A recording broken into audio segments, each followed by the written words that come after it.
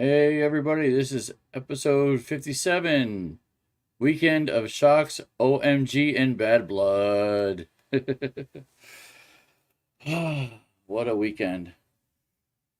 All right, so if you like what you see or hear, click the subscribe button on the bottom right hand corner. Let me get a little drink. All right, so not starting with sports right now because this weekend wasn't really about sports for me this weekend, but I will go over a lot of sports. Okay. This weekend was about this. Congratulations go out to the newlyweds, Mr. Benjamin Bobrowski and his wife, new wife, Mrs. Casey Bobrowski. A lovely ceremony at the Church of the Sacred Heart in South Plainfield, and reception was at the Palace of Somerset. I tell you, that palace was to die for. They picked a great spot. The parent, whoever paid for that was a beautiful, beautiful place. Trish is joining tonight too. Very, very nice. Very nice. Is she at your house? Oops. So like I said, this is where I was on Sunday from 1 o'clock to 11 o'clock at night. It's almost all football. I did see the end of the Cowboys game. I did see the beginning and most of the London game, which was basically crap. And I didn't even write this down, but I'll get into that because I didn't actually write it down. It's big news today. Let's see. No, she's not. Oh, she's just joining from her house. Okay. Got it. So, like I said, this was a great, great wedding. You know, these two kids and their kids, because they're much younger than me. They're great, great people. So like I talked about last week, and I know Laura, you missed it, and Trish, you haven't seen this yet. From the wedding of Ben and Casey Bobrowski on October 6th, I have pictures and videos to share. So you might have seen it on my Facebook, YouTube, but I'm going to share it at least for a little bit. Go to the screen. Okay, that is the church. Okay, this is kind of hard to. Let me do this. Let me get out of the picture. There we go. Okay. Hopefully that helps a little bit. Not loving that that's there. Yeah, there we go. Okay, I'll hide that. So that was their nuptial mass uniting. Casey Angelique, I hope I get this right, Casey. Serrato. I'm not sure if the C is hard or soft. And Benjamin Noah Bobrowski. Like I said, this is Brandon. His name is Brandon. He was the ring bearer. He's also his Ben's little brother. Okay. I just took random pictures. Okay. That's a cute picture, honestly. And for all the Catholics out there, very interesting. There's handicap spaces in the front. Never saw that before, but that's how much I've been out of the church. Let's see. Trish is a boomer. She can't figure out the chat. Dad noises. Hi, Chaz. First time caller, long time listener. Very nice. Very nice. So let me get this off. No, that's not how I do it. Chat comments. There we go. There we go. Okay. So I'm hiding that. Go back to this. So we got more pictures. I'll go through real pretty quick. That's the church. Ben is on the left. Bill is his best man. He's actually my brother-in-law as well. His best brother-in-law. That's the priest who did the wedding. He's also, as Beth has told me, been at OLP in Ford's. He was there for a little bit back in the day. This is pictures. I was trying to sneak up the aisle, and I think they were pretty good. That, to everybody who doesn't know, this man is Beth's father. He is 87 years old. God bless him. This is the parents of the groom. This is John. This is Susan. Susan is Beth's sister. Other people come from the party. This gentleman right here is Ben's younger brother, Andrew. Good looking people. He did really good coming down the aisle. I think this will go pretty well. I have some videos I'm going to have to go through them because I don't know if YouTube will take it. That's a little fuzzy. This wasn't as fuzzy. Where's my... Why can't I... Why did I lose my pictures? Hold on a second. Lost my pictures. There we go. Much better picture. That's the handoff, as you all who are married can figure out. Up on the altar. This was a long bodice. The maid of honor did a heck of a job. I gotta say, every time that she had to stand up, she was on her feet before she even stood up. It was a beautiful thing. Another video. Oh, it was him going up. Hold on, I can go back. It was Brandon going up to the altar. Perfect bow, and he goes up. It was pretty good, I gotta say. He did very good in for almost 8 years old. This is bringing the gifts up. Coming back. A prayer under Mary. This is apparently a Filipino thing. From what I'm gathering. So very interesting on that. They're about to be married. He got to kiss the bride. Now, since I was there, I will explain. So he went to kiss the bride just before the priest actually said, "You may kiss the bride." Let me turn this off. Sorry. I turn my phone off. They had just got married. They were coming down. Look at that lovely couple right there. I think we look amazing. And apparently that's a new thing where here with you know, shoot around different flying things. They did have bubbles. We did not actually get those bubbles. This man right here, his name is Cheeto. He's the father of the bride. You'll see a lot more of him down the road. And yes, I did say his name is Cheeto. There you go. Not too bad. They all coming out of the church. More pictures outside the church.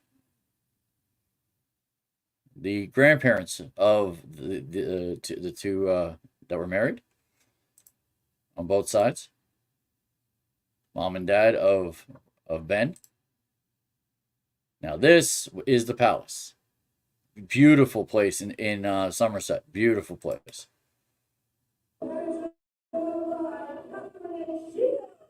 This might actually get... So I'll just go... That's the mother and father of the bride.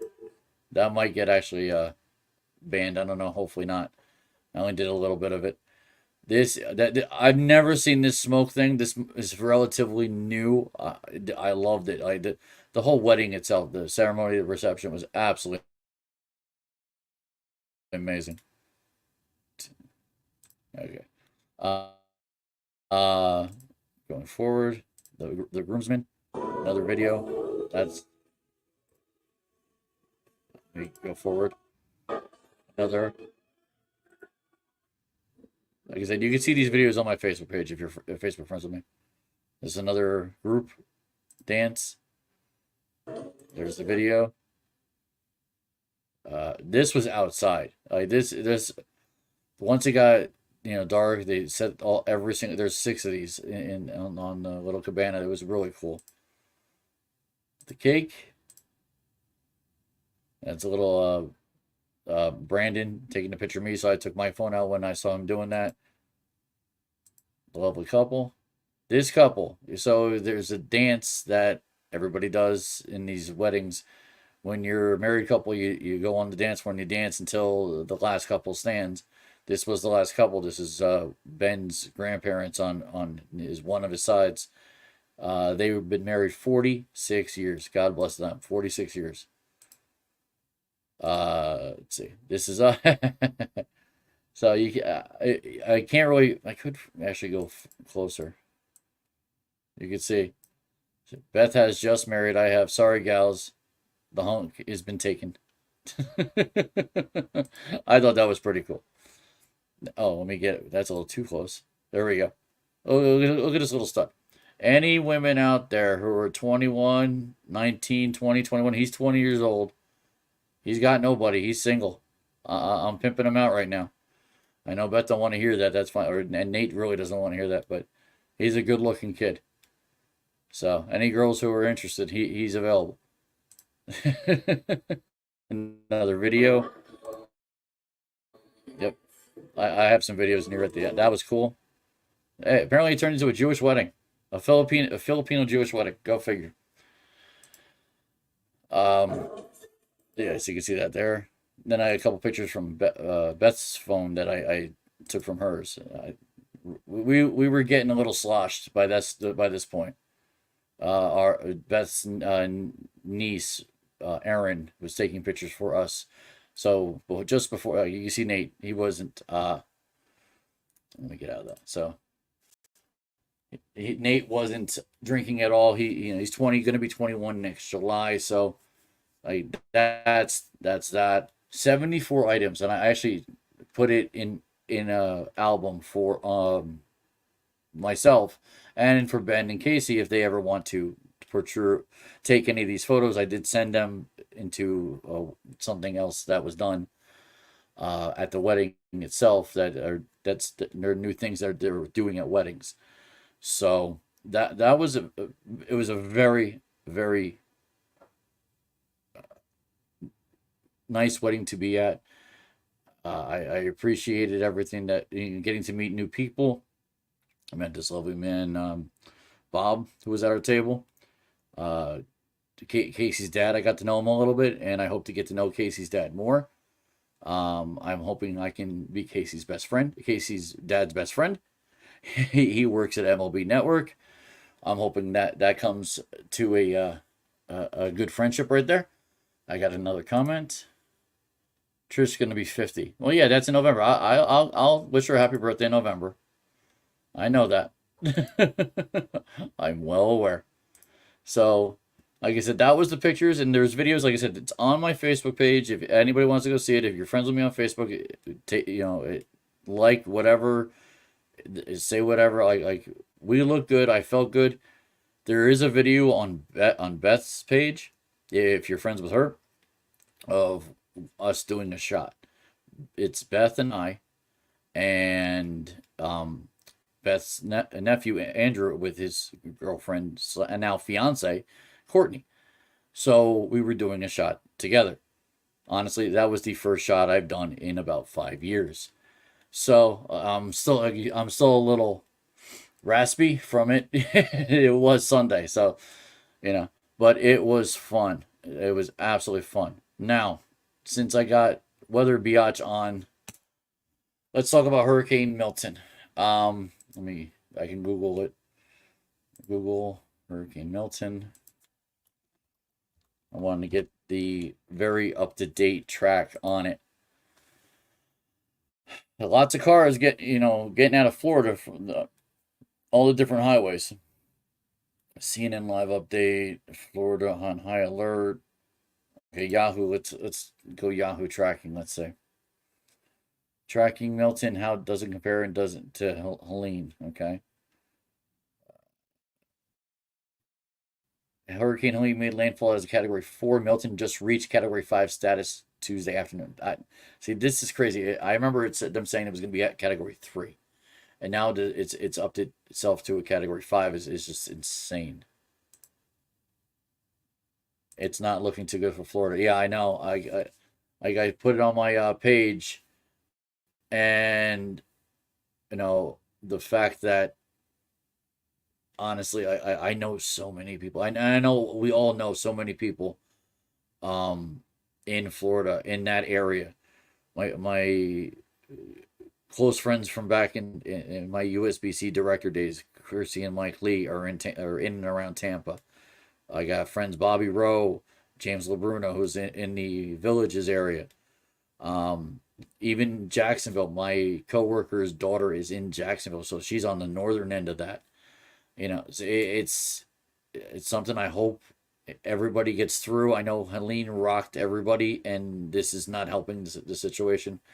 So, prayers for everybody who, that the minimum happens. So, I mean, this direct hit, it's not, 10 to, I'm just saying 10 to 15 feet, uh, storm surges. That's hellish. Like, I lived through Sandy, and a lot of Floridians who are there now lived through Sandy, who are living here in Jersey. They lived in Middletown. They lived in Beechwood. And this has got to be a nightmare all over again. Just seeing this storm coming in. So my heart, my prayers are with everybody down there, whether we're friends or not. You know, if I know you or I don't know you, or we're on opposite political sides. I'm absolutely there. In thought and memory. Laura, Milton's track has gone a little bit south of Tampa after it went through an eye wall replacement cycle. Okay, good to know. And I got friends more north of Tampa than south, so that's good feeling for me. I don't know too many people in South. I don't know anybody in Miami. It's like Petersburg, a lot. Forgetting Naples. I know people out there. Fort Lauderdale, West Palm Beach. So, and that's the east side, but they're still going to get a lot of rain, a lot of wind, a lot of Atlantic Ocean coming in. So we'll see how it goes through tonight. Like tonight's really the big deal. So, we'll see how things wake up. Everybody wakes up tomorrow morning. I hope they bear down. I saw a post from Jackie and Mike Valenzano, who moved down there recently too. They said they're hunkered down there, and Mike made a joke about the Mets. So, I think that they're taking it as best they can. So, God bless everybody there. I hope everybody comes out okay. I hope businesses don't get too much damage. I know where I work at Cary, we have a hub in Lakeland and Plant City, and they're both in the eye of the storm. So like they're closed. They've been closed I think since Monday. They're and I don't think they're close to the water, but if you know Florida, there's lakes everywhere. So just everybody stay safe, be safe. If you have family and friends in Florida, I hope they all stay safe. And I actually had family there. They moved back to Pennsylvania, so there's nobody that I have family wise down in Florida at the moment. And actually, um, Beth's the nephew Evan, who moved up here a few years back, he was in not Florida, he was in all the way down Key West. He was in Key West.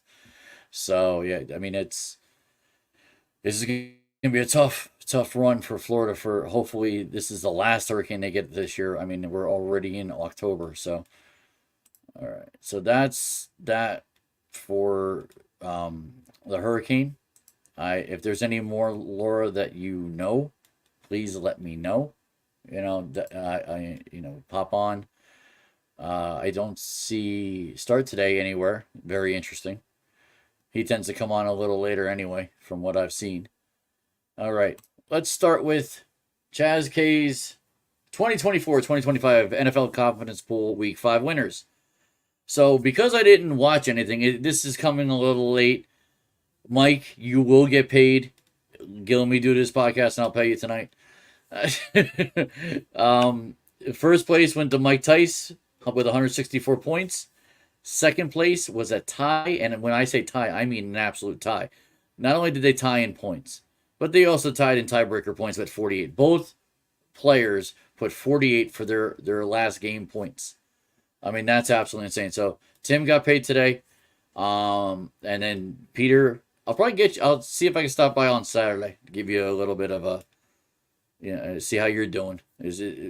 Peter's my oldest competitor in my pool. He's probably 4 to 5 years younger than my father-in-law, and my father-in-law is 87. So yeah, start today is sus. Hey, thanks, Bry. Thank you very much. I appreciate that.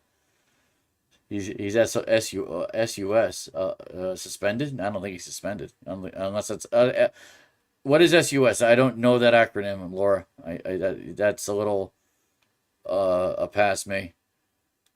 I appreciate that, Brian. That the birthday shout out. I'm going to talk about more about that later on my birthday stuff.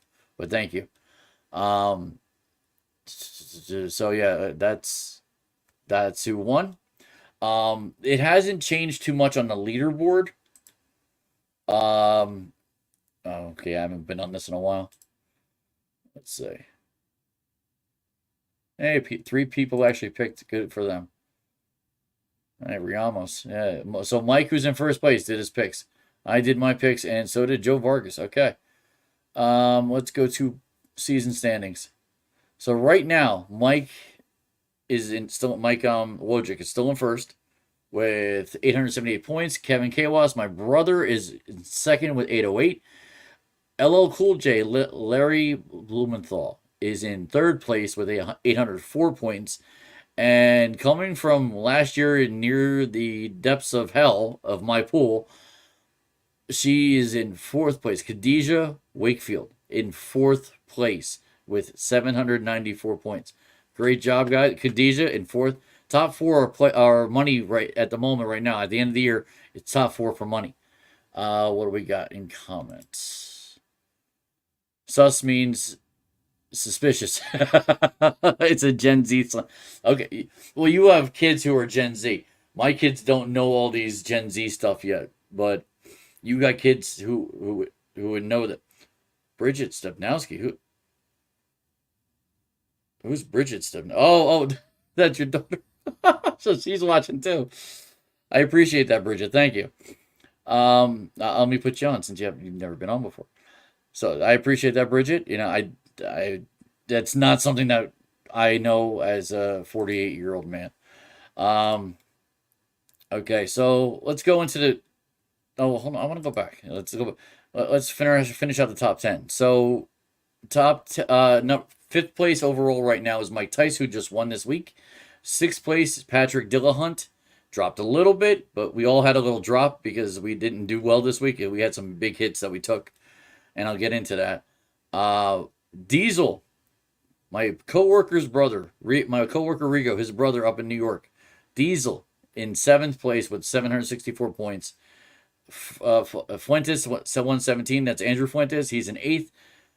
The man, the legend, who calls himself terrorist on my pool, Jeff Zawadzki. He's in ninth, and Rigo, my coworker, is in 10th. Someone is calling me from Georgia. Nope, can't talk right now. Anyway, all right, so that's it. The top 10. I'm in 18th. So I've been moving up, so that's good for me. Yay me. Okay, my pick 6 for NFL Week 5. Okay, this is how bad I did. This is. If I had picked better, or if I had put bigger numbers on the middle games, which I won, I would be fine. This first game completely shocked me. Like, let's go to the schedule. Giants beat Seattle 29-20. It wasn't a blowout. It ended up being a blocked field goal at the end of the game that did it. Watching that block punt today, honestly, I'm impressed it wasn't it wasn't a penalty on the team because he jumped over, but he jumped over where there was nobody there. So that's not a penalty. He got the block. The wide receiver, who was last on our wide receiver list, got the touchdown, and Giants won the game.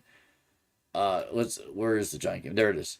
Geno Smith actually had 284 yards. Tyrone Tracy, Devin Singletary was out, and Tyrone Tracy runs for 129 yards. Go figure. Darius Slayton catches 122 yards passing. Daniel Jones did something right. Like, there was no Daniel Jones, he sucks. There was no Daniel Jones memes. He won. They won the game, and it was mostly because of him. So and I go back and forth with my buddy James LeBruno. I mentioned him when he's in Florida. Like, we just, I don't want to lose, but I feel we're going to lose. So that's the reason why it's a big struggle for me with the Giants right now. So, but they won. Yay, Giants. Good for you. I'm wearing my Giant stuff. Got my NY. That encompasses a lot of things. Next game. Lost this game because I thought that they were cohesive. I thought that everything was going to go right. Jets lose to Minnesota 23-17. Minnesota stays undefeated. And the bigger story now on this is Robert Saleh got fired because of this. Now, honestly, there was a multitude of things, in my opinion. But the biggest thing, and I think it was peer pressure from a lot of higher up people in the Jets. And think about this, higher up fans, Jet fans, namingly Mike Greenberg from ESPN said on Get Up yesterday. It was 8 o'clock a.m. I was off yesterday because of my birthday. And I did see a repeat of Get Up, and I saw him say this, that he's not calling for Saleh's head. And he doesn't like to call for people's jobs. But he said Robert Saleh needs to go. And sure as 24 hours later, it happened. Go figure. Now the Jets, and think about this. Jets got a new coach, interim coach. He's the defensive coordinator. So think about this. The defense that the Jets have had, that Saleh's been getting the credit for, it's really this coach, Todd Ehrlich. I think I might be saying his name wrong. Someone corrected me on Facebook. I think it was little Bruno actually corrected me. But when I put something up about it. And so Ehrlich is the new coach. Hackett's still the offensive coordinator. Rodgers is still the quarterback. Let's see what they do next week. I'll get to that in my pick 6 because they're in my pick 6. Next game. Lost this game. Tampa Bay at Atlanta. I thought Tampa Bay. Wait, did I? Oh, wait, I got it right. Never mind, I got it right. Hold on a second. Oh, God, people are doing fireworks. I said Atlanta 31, Tampa Bay 24. And they won 36-30. So that's a win for me. What am I thinking? Okay, that's a win for me. Sorry about that, guys. That's my fault. This is when I'm doing things fast. So that's a win for me. Okay, next. And Atlanta did what I expected them to do. Honestly, Tampa Bay, I thought going to Atlanta with a divisional game, I thought Tampa Bay would come up short, and I was right. Atlanta, they got the quarterback, they got the team. They're hurt a little bit, but Koo is one of the best kickers in the league, and everybody's got to recognize that. He's probably better than Butker, honestly. And I went 2-1 on these games. So New Orleans at Kansas City, I had Kansas City winning. Kansas City did win 26-13, so they actually beat them a little better than I expected. Now, the refs, and the one game I saw this on Sunday night, or I think I saw this on it. I know I didn't see this because this was a Sunday night game. Anyway. No. This was Monday night. This was a Monday night game. So I did see this. I watched this game a little bit because we're going back and forth between the Mets and the Kansas City game. And KC, there was a pass interference. And a KC fan, a friend of mine, Russ Goss, even put it on his Facebook page. He knew that was PI, but nobody called it. These refs got to start calling PIs when it's supposed to be called. Simple as that. So I got to hold on. I got to change this now because now I said I'm 15-15. I'm not. I'm actually. Wait, that's this one. Yeah, I'm 16-14. Nope, 16, 14, 14. So I'm just over 500. Okay. Pittsburgh, Dallas. I thought Pittsburgh had this in the hands down. And Jamie out in down South Jersey, not near you, Laura. She's on the other side. She's near Medford, if I'm correct. A friend of Beth's. she's a big Pittsburgh Steeler fan, and I know my buddy Jay down in Ocean Grove, he's a big Steeler fan. That whole family was big Steeler fans. With the list goes, and well, I think Dave's a Giant fan, but everybody else was basically Steeler fans. They just couldn't show up. They not enough. Dallas overcame and they won. And then Washington showing its true dominance in the NFC East. And I'm telling you, this is going to be the team to beat. It kills me to say it, but Washington is the team to beat. They got the team. They got the quarterback. The quarterback was the last component, apparently. Jaden Daniels is that good. He's the final component. All right, so my pick 6 for next week. Here we go. I know I picked against the Giants last week, and they won. I'm picking the Giants this week. Cincinnati's hasn't looked good all year, and a coworker of mine who's a fan of them, who's in last place in my pool, he's been having rough picks. He's a Cincy fan. He's probably been picking Cincinnati a lot. He said to me, "We're enemies this week," and he's right. We are. But I think we're in New York. We should win. I'm saying by 3. I think Cincinnati is actually the favorite by like 2. So I think we win that game. Jets at our home again. So that's the Sunday night game. The Monday night game is Buffalo at the Jets. So again, another game in New York where it'll be Giants one night and then the Jets the next. And I see. We won the last time this happened, or we lost the last. I don't know. But when one wins, the other wins. When one loses, the other loses. So I'm sticking with that. If the Giants win on Sunday night, I think the Jets win on Monday night. Getting a new coach, and this is what I was talking with a Jet fan, and I think he's right. I think Adam's right. That when the Jets or any team gets a new coach, they get a new feeling going forward. It's a good thing, and they tend to win at least 1, if not 2, after the firing. So I'm going with the Jets by 7. San Francisco at Seattle. It's gonna be a big game. It's a 4:00 game because it's obviously on the West Coast, and I think San Francisco does. They have to eat for them to stay in that race with ahead of everybody else, including Seattle. They have to win these games. So and I did Atlanta again for start today.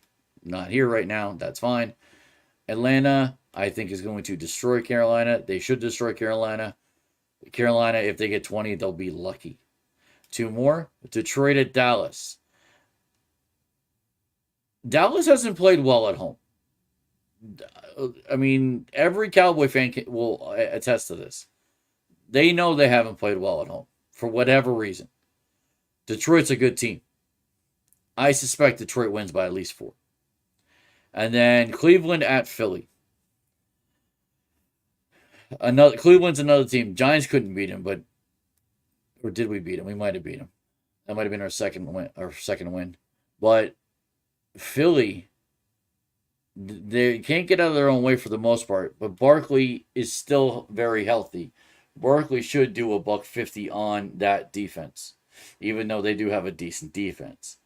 I suspect they'll win by 10. Okay. Okay. So the rest of Week 5, what did I not talk about? Talked about Tampa. Talked about New York. Okay. Carolina, Chicago. Chicago pretty much took out Carolina. That's why I think Carolina, they're not going to be competitive. They're probably going to be bad again. They could be a number 1 seed, a number 1 pick, unless the Giants completely flub it, or Miami for that matter. Baltimore at Cincinnati. Baltimore in overtime beat Cincinnati in Cincinnati 41-38. Burrow had a game, but not enough. When you throw for that much, and he had 392 yards for throwing, that 50-50, if not less than 50-50, you're going to lose that game. Miami over New England. Miami beat New England 15-10. A really blah game in the AFC East. Cleveland, Washington, I talked about that. Indianapolis at Jacksonville. Jacksonville wins in a close game, 37-34. Jacksonville is one of those teams that they're competitive. They're going to be. They got a good coach. They got a good quarterback. They just have to get to the next level. Houston at Buffalo. I'm sorry, Buffalo at Houston, and Buffalo couldn't beat Houston. C.J. Stroud went for 331. James Cook ran for 82. Stephen Diggs 82 receiving. Those are all Houston players. So they pretty much dominated enough to win that game at home. Vegas at Denver. Denver actually looks good. Bo Nix maybe is getting the hang of things. I don't know. Picking him at number 10 might have been the steal of the draft if we're looking at it like that. So Denver might be a team to watch, but they also might be a team that they're not good. Arizona at San Francisco. San Francisco's going to lose these games. I don't know why. Maybe it's their kicker. They maybe they haven't found a good kicker yet. They lost to Arizona 24-23. That could hurt San Francisco in the NFC. If Philadelphia gets on a roll, if Minnesota stays undefeated or close to it, where's San Francisco and Seattle? I mean, Seattle. Like I said, I'm picking San Francisco to win this week against Seattle. I think they know they need to win this game. Flat out, they need to win this game.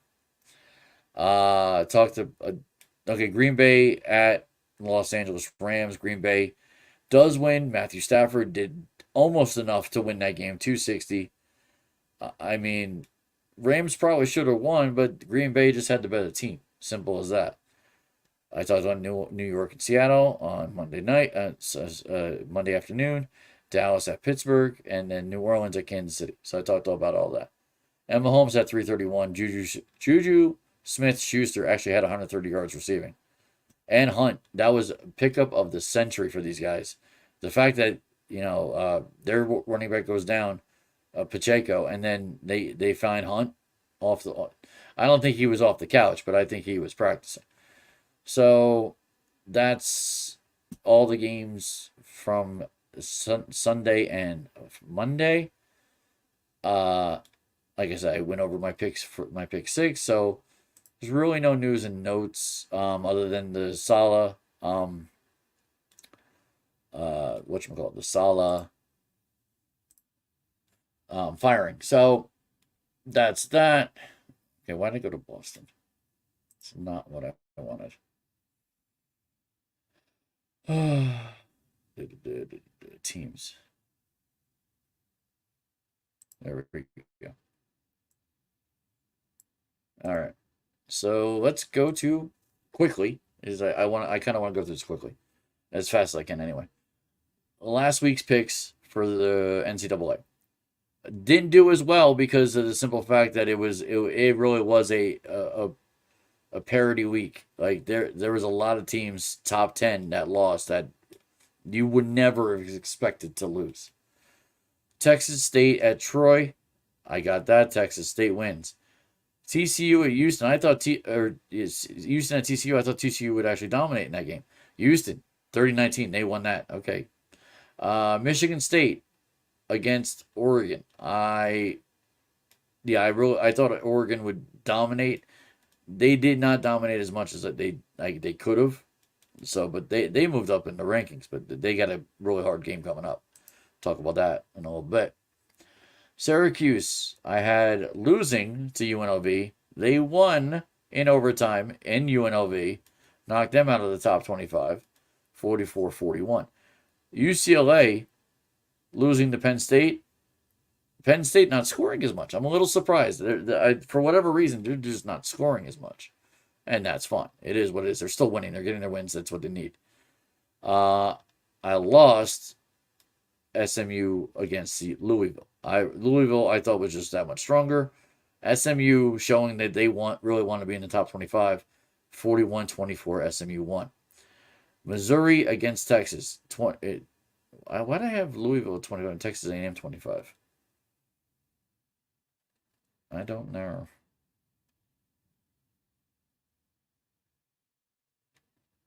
That's next week. Let's see if I can get this week without stopping or being shut down. Maybe if I stop sharing. There we go. That might help. So Texas and A&M and Missouri. Missouri's 9. So why do I have UNLV as 25?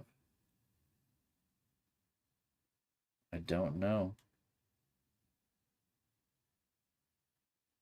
That's weird. They both so they were tied for 25th? That's strange. So Texas A&M and UNLV both have 25. That's an oddity for me. I didn't see that until now. So Texas A&M, very good. They played very well. 41-10 against Missouri. Missouri's supposed to be the strong team out of the I don't know if they're the Big 10, Big 12, wherever they're at. That's supposed to be a strong team, and they haven't shown it at their level, which is very interesting. All right, next. Lost this one. I thought Boston College would win it in a, you know. Did I not write this down? I don't think I. Oh, it's because I couldn't find it.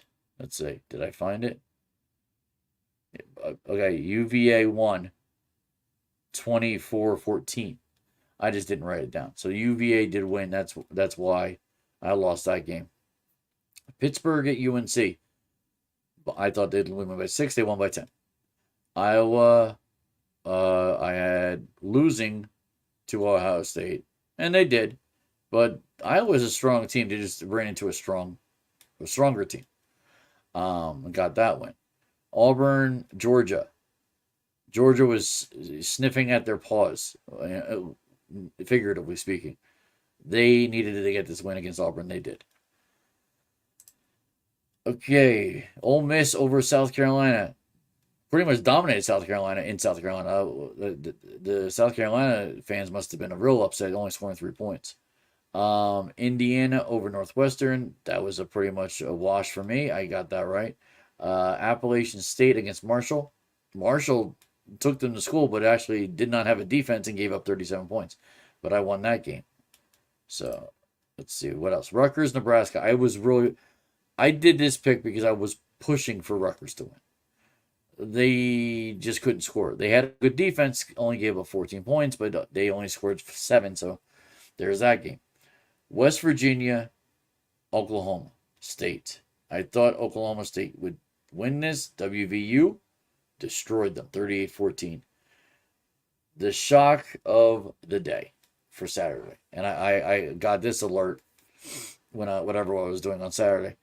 Alabama lost to Vanderbilt in Vanderbilt 40-35. Total shock. But now they made Texas number 1. So Texas with I believe Ewers is coming back this week too. At least that's what I heard. All right, Clemson 35-24. I said they won 29-13. Okay, got a couple more.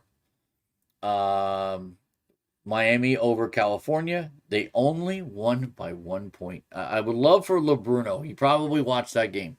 He has to tell me what the hell happened where they were that close in that game.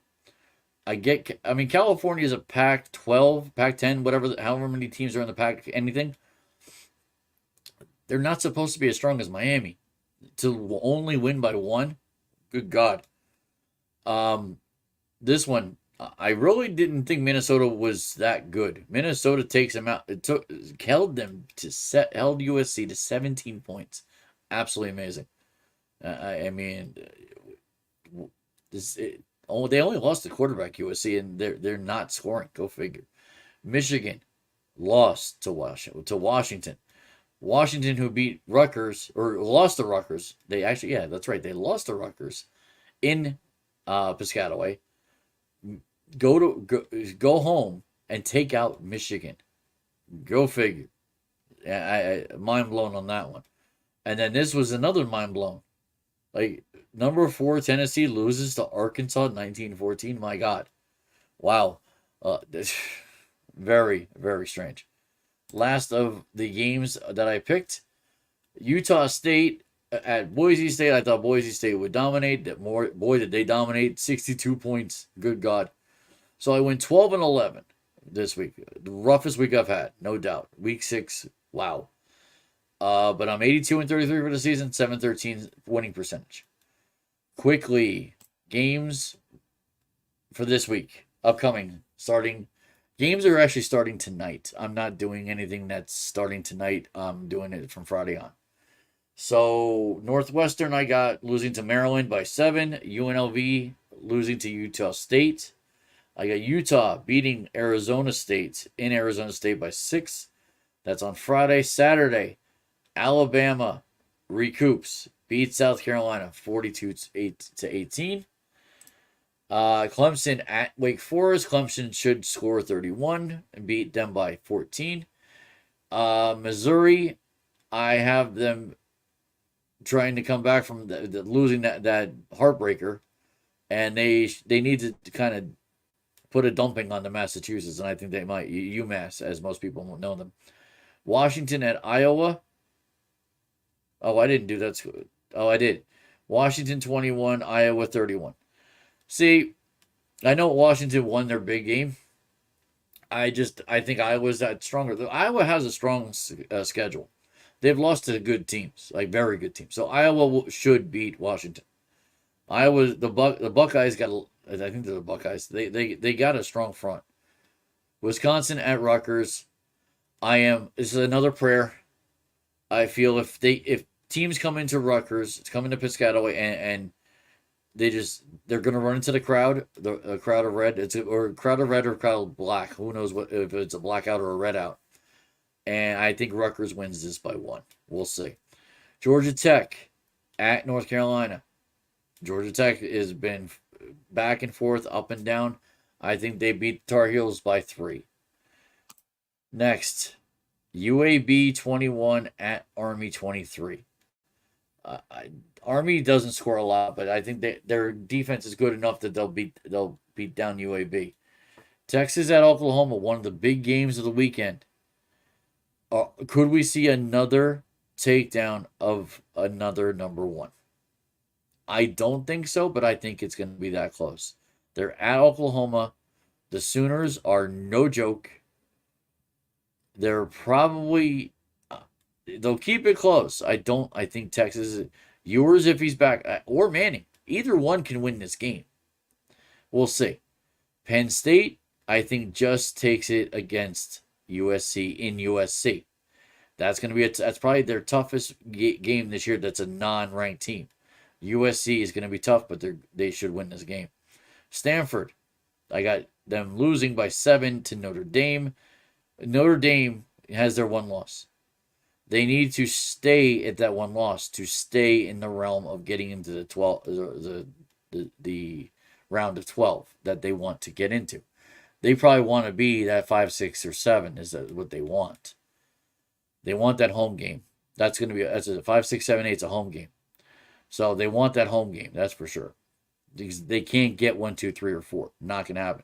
And remember, 1, 2, 3, and 4. This is the advantage that Notre Dame has over everybody. Everybody thinks it's a disadvantage. When you go 1, 2, 3, and 4, you're going to a bowl game. You're not going to your home field. Notre Dame can win enough to get to that 5, 6, 7, or even 8, and get a home game. And now they haven't won at home all the time, but in a big game like this, they should. We'll see. California, I got, like I said, they took whoever they played. I don't have it. I don't see it. Whoever California has played before, they play these ranked teams pretty good. I don't think they're going to this time. They're at Pittsburgh. Pittsburgh, they got a decent offense. I think 35-16. Purdue at Illinois. I think Illinois wins by 6. I got 3 more actually for this. I went. There's a lot of good games this week. Louisville at Virginia. I think Louisville by 4. Memphis at South Florida. I think Memphis by 5. Arizona at number 14 BYU. I think BYU, again, they also want to get in the top 12. They're going to be looking to keep their record clean. Mississippi State at Georgia. Georgia's not. They're not going to dominate this team, I don't think. This is actually SEC teams are deep. This parity with this NIL money that's going all around for all these teams, not just the top teams. It's really showing that some of these kids are playing harder than they've ever played before. On different teams that aren't ranked, especially. Um, Now again, the next one, Florida, Tennessee. Florida, for whatever reason, has done bad in the NIL. They're not doing well. I think they lose to Tennessee. Next, two more to go. North Texas against Florida Atlantic. I see Florida Atlantic winning by 3. UTSA, University of Texas, San Antonio, lose by 2 to Rice. Game of the day, right here. Ohio State at Oregon. I know Ohio State is strong. I know they're strong. I just think Oregon is that much stronger at home.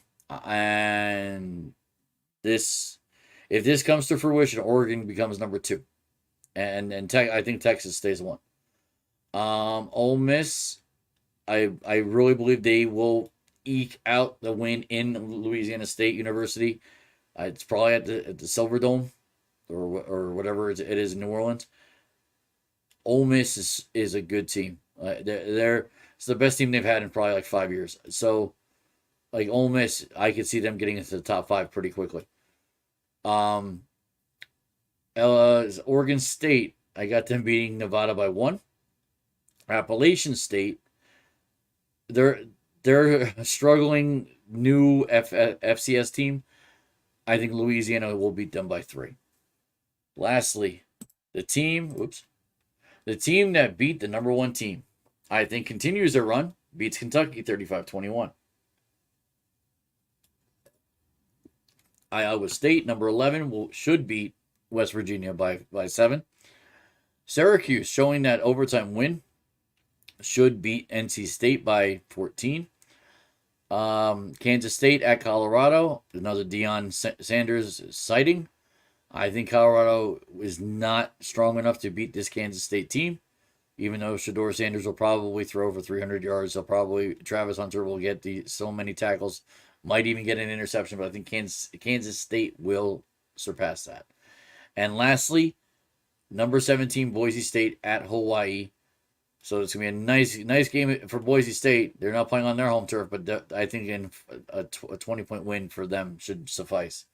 That's 31 games, peeps. See, I couldn't even get the peep out. 31 games I picked this week, so that's a lot to go over next week. Hopefully, I'll do a little more Monday stuff, pre-stuff, because obviously yesterday was my birthday, which I'll get to in a little bit. Okay. I didn't see too much, but I did want to talk about a little. Where's my sports? There we go. MLB. So I'm not going to talk about these guys, but I'm going to talk about what's going on right now. So Mets were playing. I think they won. I have yet to hear Beth yell, and they were winning 7-2. I don't know if someone wants to tell me that they. There it is. Okay, Mets won the game 7-2. They're up 2-1, and possibly could win tomorrow. Minaya pitched. I don't want to say lights out, but he pitched very well. Obviously there was a little 2 runs that they gave up at the end. Jose Iglesias made it a 2-run base hit, make it 6-0. This team is legit. Like, I picked this team to go to the NLCS. I really think the Mets can go there. Unfortunately, I feel they're going to run into the Dodgers. But that changes if they run into the Padres, because the Padres are just as solid, but I think the Padres are beatable. So the Mets are going to be an uphill battle if they beat the Phillies, and then they got to go to LA. But so far, so good. And I'm happy for them. And the Padres and Dodgers are starting in the next 15 minutes. Yankees, I'll talk about that real quick. Watched yesterday's game. I watched most of it here and there. Like I said, we're going back and forth between that and Kansas City. My issue with the pitching staff, especially Rodon, You don't get too hyper in the first inning. Striking out the side is great. Does Garrett Cole do that?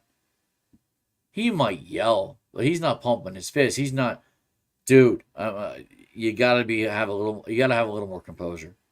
Like, and then you gave up the home runs, and now and we couldn't recoup. And Aaron Judge, I know he, I know he's Aaron Judge, but he's got to figure out what he's got to figure out in the short term in a short series. You can't keep going 1 for 16, 2 for 20. It doesn't work when you're the guy that you needs to get done. Now, if you're walking 10 times and you're 2 for 10, okay, your OPS at least is there. And I hate to say this about Giancarlo Stanton, but if Judge is batting third and you have someone else batting fourth, let's say it's Austin Wells, do you really want Stanton batting fifth if he hits the ball, drives the runners in, but then you have faster runners behind him who are hitting? If they get a hit, they can't go any faster because he's on base. I think if you're smart and you still want to play Stanton, especially at you want to play Stanton at DH. My take would be to put him in the 8th or 9th spot. I know it's unpopular, probably is, but I think it needs to be done. And then lastly, Cleveland and Detroit. I think Detroit's going to take this. I really do think Detroit's going to take Cleveland. They have the pitching staff. It's plain and simple, they have the pitching staff. So that's the MLB. It's not much left going on. We're down to the final 8. We'll be down to the final 4 in a couple days. So by the time I come back, it'll probably be the final. It will be the final 4. That's for sure. So this happened the day, like hours after I got off the air last week. I asked, "Are we going to get Karl Anthony Towns?" Well, according to the roster, he's on our team. Let's see the roster. Precious Achua, OG Anobi, Damian Baugh, Mikhail Bridges, Jalen Brunson, Pacomi the Diet, I don't know who that is. Josh Hart, I don't know who that is. Tyler Kolick, Miles McBride. Man, we got a lot of guys on this team. I probably should only talk to people who have numbers next to them. Cameron Payne, Mitchell Robinson, still on the team. Landry Shamet, Jericho Sims. Jacob Toppin is still on the team, but he might be going down to the G League. There's Karl Anthony Towns. Thank the Lord. Thank God. Thank the team. The Knicks. Thank God. He's making $49.205 million. Wow. Is anybody else making that? No, Jalen Brunson's making 24. OG Anobi making 36. Wow. It's good to be a basketball player. $18 million for Josh Hart. $14 million for Mitchell Robinson. And Mitchell's probably the backup to Karl Anthony Towns. So if I'm starting the team, Towns is my 5. My 4 is probably Precious Achua. My shooting forward is OG. My point guard is Jalen, and my shooting guard is Josh Hart. After that, who's my backup PG? It's gonna have to be McBride, or it could be Payne. It could be Payne because Payne's looks like he's got experience. TJ Warren, although he's got no money next to him. So he's probably gonna, it's either Okereke. Oh no, that's not how you say his name. Chuma. Okay. 6'8", 31 years old. TJ Warren. He could be a possible backup shooting forward. But yeah, we got a couple interesting players. Landry Shamet, $2 million. Cameron Payne, $2 million. Another center, Jericho Simmons, $2 million. Pacome the Diet, he's 1.8 million. Oh, and then Precious is PF, and then OG is SF. Yeah, so that's $42 million total between the two of them. 42 plus 24, that's 66, or like 67. If Josh Hart is the shooting guard, 67 and 18 is 85, and then 85 and 49. So our starting lineup is getting paid over $125 million this year. Wow. We better win. We better not just win. We better be the first #1 seed. This is gonna be a good team. I can't wait. I truly can't wait. All right. So, what happened on Raw? WWE Bad Blood, October 5th, exclusively on Peacock. What happened on Raw and SmackDown last Friday? So let's go to Bad Blood. This is what I was hoping for. DJ Newman. Unfortunately, I did see on Facebook about an hour and a half ago. No, it was actually more than that. It was like 3 hours ago that he was in a car accident and he was at the hospital. So hopefully Jay's feeling better.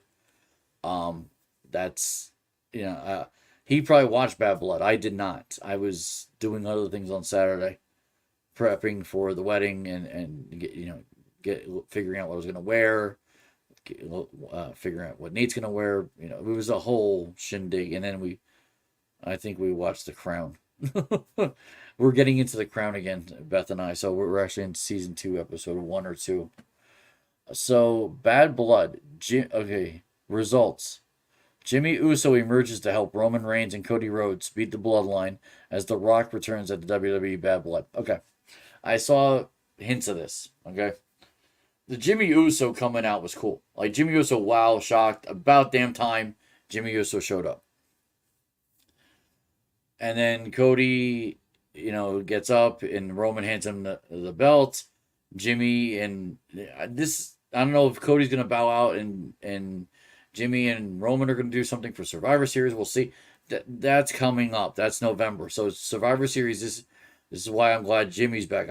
He's probably healthy. That's why he's back. Who knows what Cody's gonna do next? Is Roman coming after Cody? Is that gonna wait until this Survivor Series is over? Because now that Roman's back, Roman and Jimmy are basically baby faces now, as is Cody. So I don't see Cody going to the other side. I could be wrong, but that could be the case. What else happened? So CM Punk versus Drew McIntyre. I heard CM Punk won, and I haven't heard anything from Drew McIntyre. But CM Punk came out last night supposedly saying that he's going to be taking a little time off. I'm a little surprised he even came back at all. Like he's not the man he used to be. Is he really the best in the world? Like that's the big key right now. Is he truly the best in the world? I don't know. Let me go to the results because there's other results that I don't know. Like I said, I didn't watch it. So epic trilogy between CM Punk and Drew McIntyre ended in an unforgettable fashion when the best in the world made good on his nickname and defeated the Scottish Warrior inside the Hellish structure. The two bitter rivals battled until each other in the cell used the steel walls to destroy each other's bodies. Interesting. McIntyre took control out of the match after hitting a Claymore, and despite a desperate Punk battled back and hit McIntyre with a toolbox, busting open the former WWE champion before hitting him with his GTS, leading the Second City Saint crackling inside the cell. The onslaught continued. McIntyre mustered enough strength to hit the devastating suplex through the table, left Punk motionless on the outside. Nevertheless, Punk somehow evened the odds once more with another GTS. After brutality, McIntyre dumped dozens of friendship bracelets between onto Punk as a sign of disrespect, but only fired up Punk, who wrapped a steel chain around his leg before one final GTS to win the match. That's kind of funny. So Nia Jax seems to have beaten Bayley. Did she have the help of uh, Tiffany Stratton? Let's see. Jackson had really squashed the official. I saw this. So Jessica, I forget her name, Jessica Ryan or something like that, the referee, blonde referee that the WWE has, um, was doing the match. She got pummeled inadvertently, supposedly, by Nia Jax. Tiffany Stratton comes in with her belt, with her Money in the Bank thing. Looks like she's gonna use it, but then if you think about it, she could also use it on Bayley because it's a. If she used it on Bayley without the referee seeing, it would have been fine. So it says here Tiffany bolted to the ring, taking out Bayley before contemplating cashing in her Money in the Bank contract. Seconds later, however, the champion caught her red-handed during the chaos. Nia Jax regained control and hit an avalanche Samoan. I didn't say that right. Drop and a thunderous and now I can't say it. And now whatever to retain her title. After the match, Jax exited by herself while Stratton clung to her briefcase at the ringside. We'll see how long that friendship lasts. Damian Priest defeats Finn Balor. I think it looks like he beat everybody. Like everybody came down, he kind of beat everybody. Rhea Ripley defeats Women's World Champion Liv Morgan via disqualification. Interesting. But that she still retains, doesn't she? Yeah, that's right. That's right. She won the match, but she didn't win the title because of. I saw this on a reel. Raquel Rodriguez came in to assist Liv Morgan and take out Rhea Ripley. Very interesting. Now in the match, which was kind of funny, and who knows how real this was, but Dom was in the cage, and he somehow opened it up. But as he opened up and was trying to get out, he kind of got stuck on something and then was falling to the ground, but got stuck. Like something was wrapped around his foot with the cage, so he's hanging there outside the ring. No surprise, Rhea Ripley finds a kendo stick, and what do we do with Dominic when he's hanging there? Hit him like he's a pinata. Loved it. When I saw the reel, I absolutely loved it. So that happened, and then obviously the last match was the undisputed champion and Roman Reigns defeat the Bloodline, and it really does seem as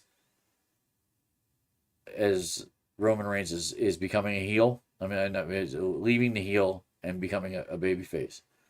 Now, Rock came out at the end and did this. I don't know what that means. He's yet to say what that means. I don't know if anybody talked about that on Raw last night. All I gotta say is it's probably something that's going to come down the road with, what the hell is it called? Uh, Survivor Series.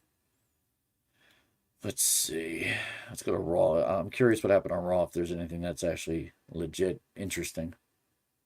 Gunther overcomes ultra resilient Sami Zayn in a hard hitting World Heavyweight match. So obviously Sami Zayn doesn't lose the title.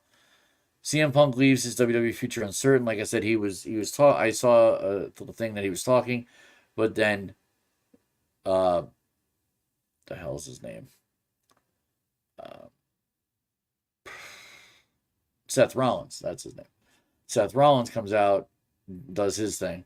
Sheamus wins a Donnybrook match against Pete Dunne. So, very interesting. Pete's been getting him for a while. Breaker spears Jey Uso in the New Day. Interesting. So Breaker was the theory was Breaker was becoming a babyface. Well, obviously that's not happening if he's spearing the New Day and Jey Uso. Jey Uso doesn't like Braun Breaker using his spear. Oh, he's been using his spear for a long time, so I don't know about that. Frustrated Xavier Woods sounds off on Kofi Kingston. I'm telling you, this New Day is done. Unless Kofi ends up being with that big guy, that this New Day is absolutely done. All right. And SmackDown was just a lot of bad. See, it's hard to talk about SmackDown on a Tuesday when everything that, especially when they do pay per view, a lot of that stuff comes out in the pay per view. So it's hard to talk about that. So unfortunately, I don't see anybody on right now, but I know there was somebody on. And this will be happening on Sunday. So, Beth Porcelana Kawas is to be inducted into the Woodbridge Athletic Hall of Fame with her 1992 and 1993 Woodbridge High School girls two-time, like I said, two-time state champion bowling team.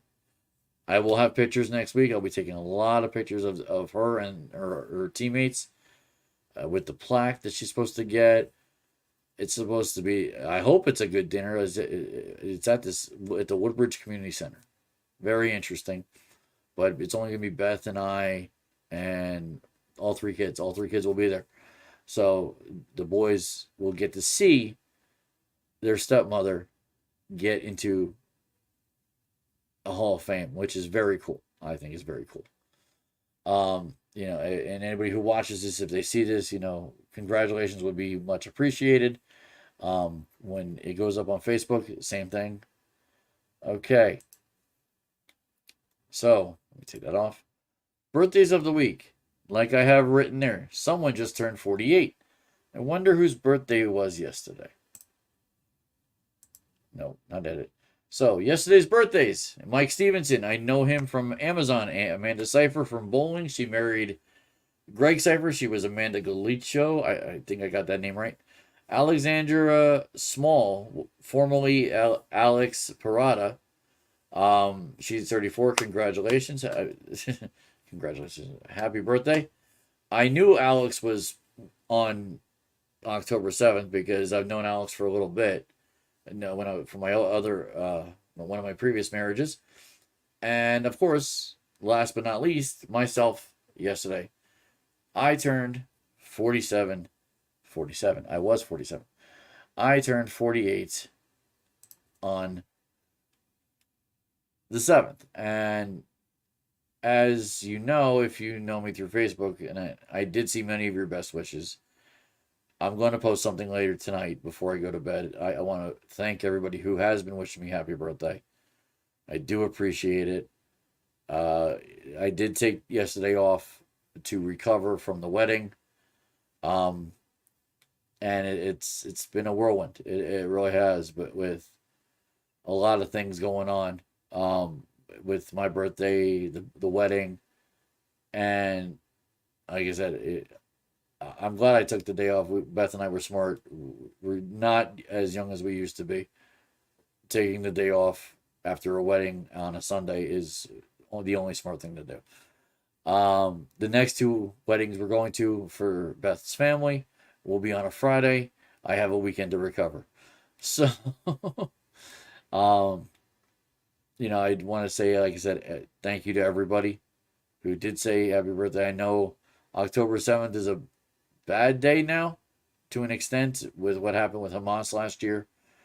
I do know with the hurricane, people haven't probably seen certain things. Wi-Fi is down, so all the Florida people who may not have seen anything, I do get it. But like I said, again, to everybody who did wish me happy birthday, probably still is wishing me happy birthday. I appreciate it. Next, so birthdays today. Daniel Bartkowitz, a bowling friend of mine from Strathmore. Jen Gracida, and Jermaine Ayers, both co-workers from Amazon. Jen was a stower, and she became one of my better water spiders that I trained. I wonder if she's even still there. Jermaine, I believe, is still there working in the receiving area. I think he was doing receiving. So happy birthday to them today, October 8th. Tomorrow, on the 9th, I forgot to put somebody here. I don't know if he'll watch, but I'll see him tomorrow. My coworker, who is in 10th place in my confidence pool, Rigo Batista, will return 62 tomorrow. Happy birthday, Rigo. Also tomorrow, John Berrien, schoolmate of mine at St. Jerome's. He'll be. Am I down? Hold on. Of course, I never knew that. Anyway, so John Berrien, he was a classmate of mine schoolmate, in St. Jerome's. He'll probably, I mean, he's probably 46 or 47. So happy birthday to John. On Thursday, Moises Aris, 32 years old. Dude, I thought this guy doesn't age. I've known him since I was at Amazon. He was a young boss. Let's put it that way. One of the managers there at Amazon. Luis Colon, 31. I worked with Luis, if I'm correct, in Bridgewater. So he must have been like just get out of high school, 21. It was a long time ago that I knew Luis. So yeah, happy birthday, Luis. And Russell Duckworth, one of the Eatontown kids. We were hanging out all the time. Not as much with Russ, unless I was hanging out with Jordan Cohn or Corey Cohn. And then also on Thursday, my nephew, I guess it's my ex-wife's nephew, so it's my ex-nephew, Liam Morosco turns 15 on Thursday, and I still go back to when I was married to, or getting married to, Laura. Liam, Janine, his mother, was 8 months pregnant, 8.5 months pregnant when she was, so Liam was at the wedding. She was out there, he was at the wedding, basically. Friday. So besides Lynn Nelson, I worked with at Acme for many a year, a long time at Acme, she was at. Stacy Moreno, she is the sister to one of my closer friends from CBA, Jim Palumbo. Stacy's out in Arizona. Happy birthday to Stacy. I think she's in her early 40s now. We're 48. She was a couple years younger, so she's probably in her early 40s. And then lastly, on Friday, my nephew. So I have a ex-nephew and a nephew. Similar dates and similar years. So Casey was born a year earlier. So he born in 2008. Happy birthday, Casey. Should be seeing you on Saturday when we do our birthday dinner with the rest of the KWAS clan. Mine and yours. And then Saturday and Sunday. So Saturday, Yuri Tavares. Probably one of my top 2 water spiders in Amazon when I worked there. Yuri will be 41. Let's see. So when I worked there, it was, I want to say, 8 years ago. I was at Amazon when I was still with Beth, when I started dating Beth. So yes, he was in his early 30s when we started working together. So happy birthday to Yuri. And then also Dylan, another ex-nephew of sorts. Dylan just turned 21. He's been flying planes now for at least 2 years. At least from everything I see on his Facebook page and his Instagram page. Dylan is Laura's nephew from her cousin Beth. Maybe it's her I don't know, maybe it's not nephew. Maybe it's just cousin second degree or whatever. So Dylan, happy birthday, 21 years old. And then Sunday, my former president of the Monmouth County USBC and the woman who was president when I actually came in, if I'm correct, Joanne Ramsey. Happy birthday to Joanne. All right, so that's pretty much it. I guess I'm worn out. I'm spent. Thank you for everybody who watched. An hour and 20 minutes. That's not so bad. If anyone wants to join in the conversation, like, Laura, who, if there's any more hurricanes, I know you talked on comments, and that's great. Trish, I must have lost Trish because she probably wasn't talking. No start today, at least not that I saw. Anybody else? I hope to see everybody.